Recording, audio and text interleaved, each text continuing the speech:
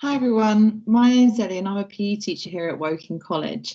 And today I'm going to talk to you about A-level PE, NCFE sport, compare them both a little bit, and also give you a little bit of an introduction into sports psychology and what we do in our lessons here at Woking College.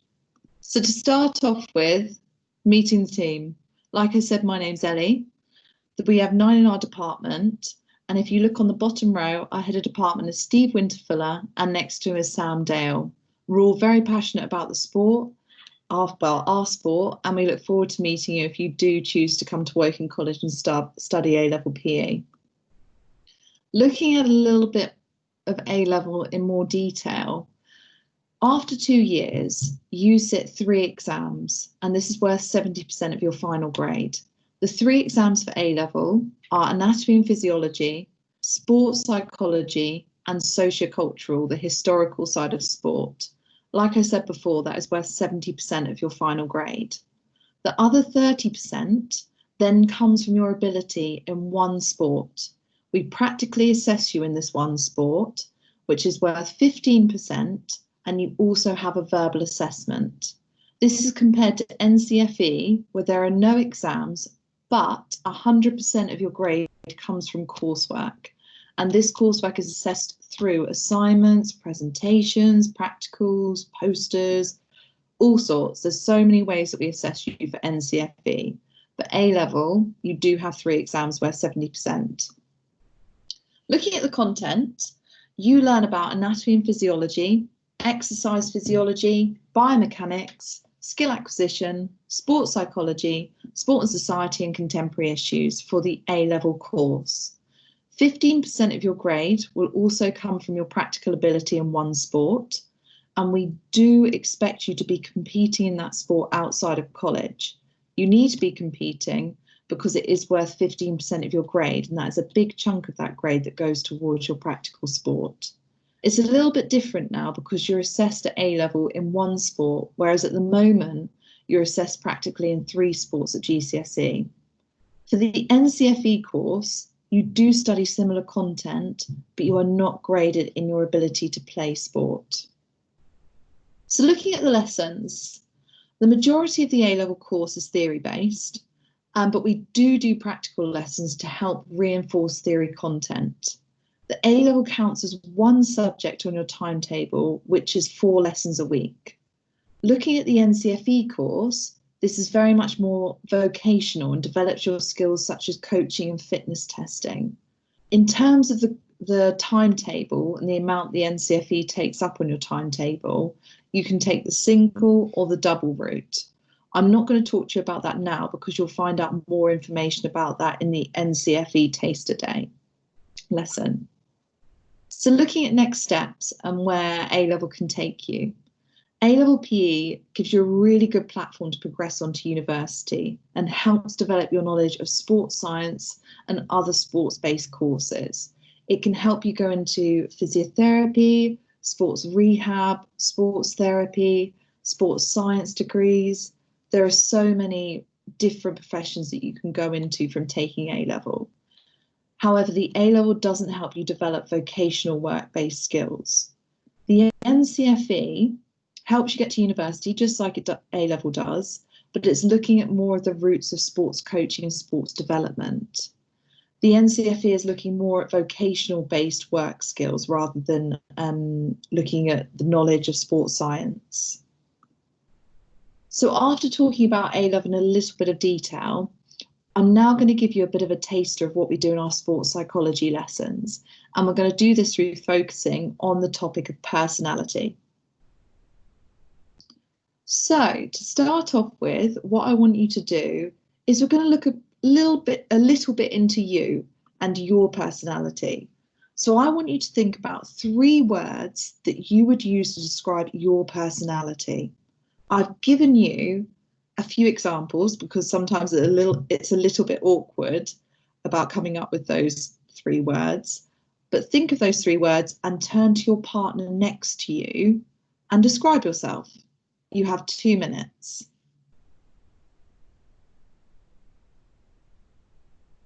For task 2, we're now going to look at sporting athletes' personalities. We've looked at yours, let's look at some athletes. So what I would like your teacher to do is type in the hyperlink below and watch the nominee video of Sports Personality of the Year 2019. Some of you may have seen this, some of you may not. But I want you to think about, when watching this video, all of these athletes have incredible sporting achievements, but why are they being nominated for Sports Personality of the Year? You have a few minutes to watch this video.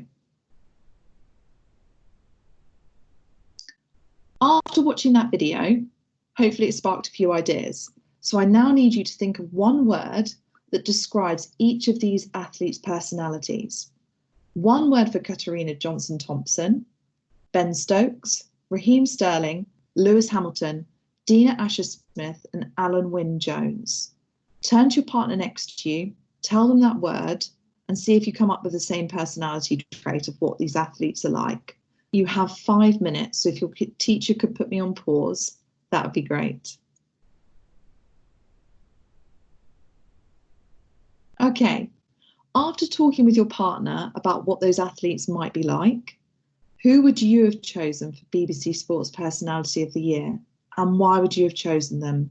Put me on pause for 2 minutes and discuss.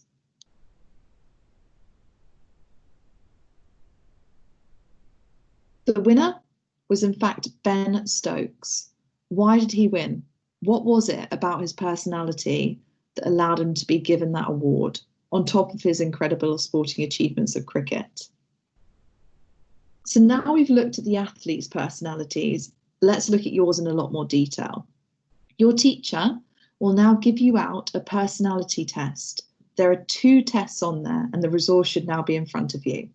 I want you to conduct these personality tests on yourself. The first one, you will have to do a yes/no answer, follow the instructions, and you will eventually have to plot your personality and it was the number that you achieved from your personality. Plot it on the graph, and it will tell you whether you're a stable introvert, stable extrovert, unstable introvert, or unstable extrovert. It will give you characteristics based on which ones you are. See if those characteristics are the same 3 words that you used to describe yourself at the beginning of this lesson. After doing that personality test, I want you to go on to the next one. This one will tell you whether you're a type A or type B personality, and you have to add up every one of your answers.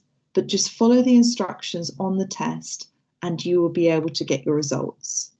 Put me on pause for 10-15 minutes, wait till everyone's completed their personality tests, and then discuss it with each other. Find out what everyone achieved.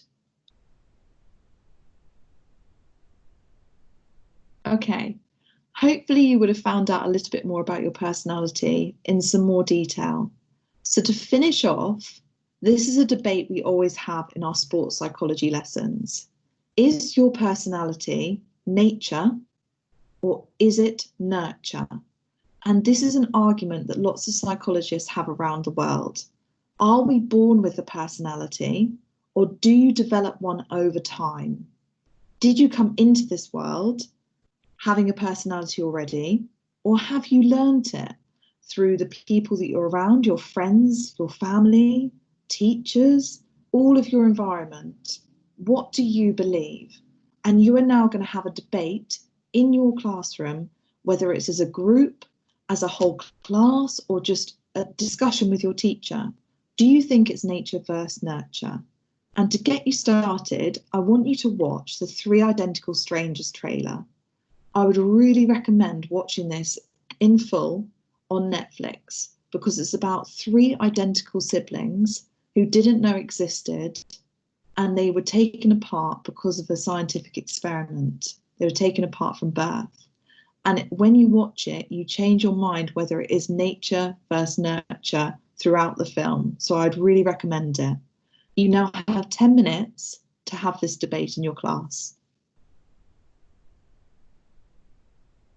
Hopefully that's given you a lot more insight into personality as a whole, and also the nature versus nurture debate. So just to finish off, I'm going to tell you a little bit more about the PE team at Woking College.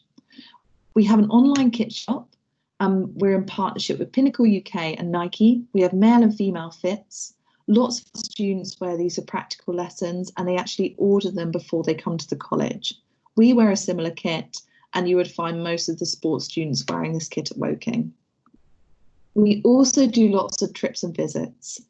The highlight of the year for me and lots of students, we go to Club La Santa in Lanzarote.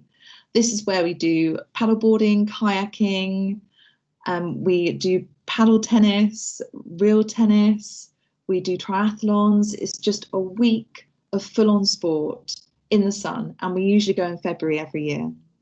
We also go to Body Worlds, we do university visits, we go to Surrey Sports Park, and we do lots of different trips here at Woking College. We feel that we shouldn't just be keeping you in the classroom. We want you to get out there and experience different things, which is why we plan so many trips and visits for you.